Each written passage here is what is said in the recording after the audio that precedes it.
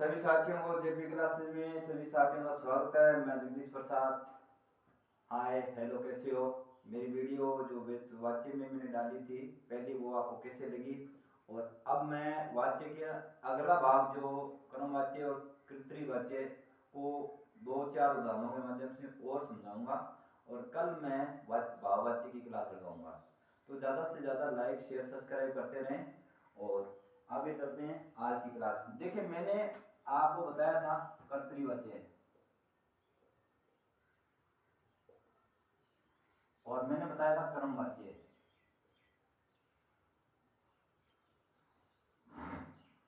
कर्तृवाच्य में कर्तृवाच्य के अंदर मैंने बताया था कि इसके अंदर कर्ता प्लस कर्म, दोनों कर्ता तो होता ही है, कर्म भी होगा, और दूसरी मैंने ये बात बताई, इसमें कर्म नहीं भी होता, कर्म नहीं भी होता।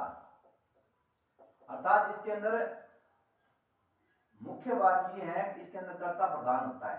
कर्ता के अनुसार क्रिया के लिंग वचन पुरुष आता है, तो इसके अंदर कर्म हो भी सकता है और कर्म नहीं भी हो सकता। ये बात ध्यान, जैसे राम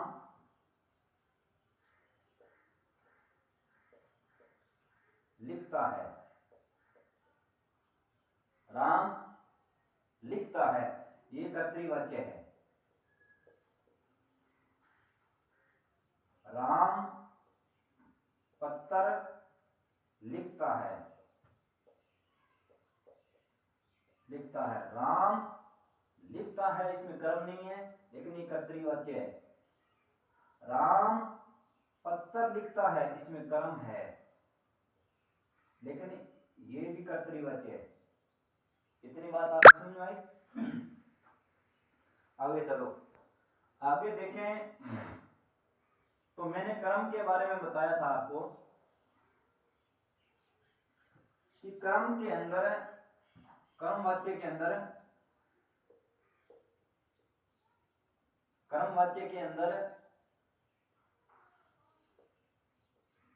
कर्म होना जरूरी है,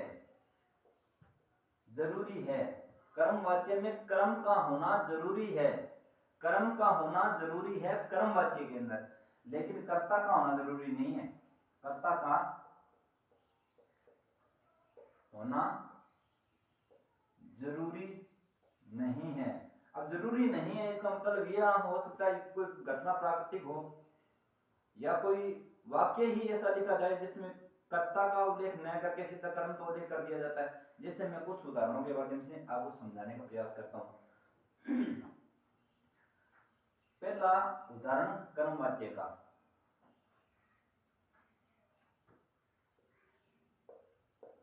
कर्मवाच्य जैसे मैंने पहले लिख दिया, राम के द्वारा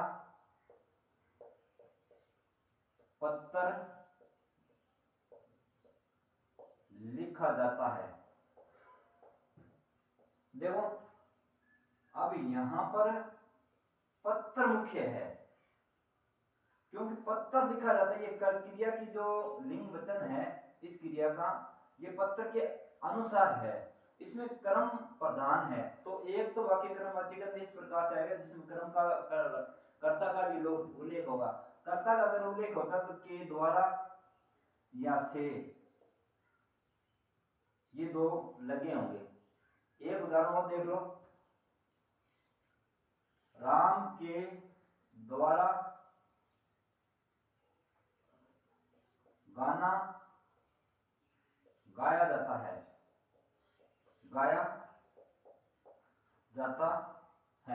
इसमें कर्ता भी है और गाना कर्म भी है, लेकिन इसमें कर्म प्रधान है इसलिए कर्मवाच्य है।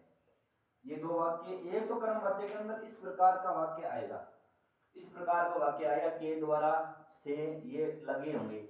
अगर ऐसा नहीं है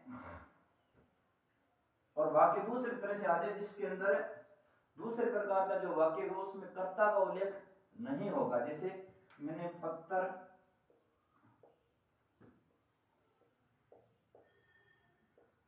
लिखा जाता है, जाता है।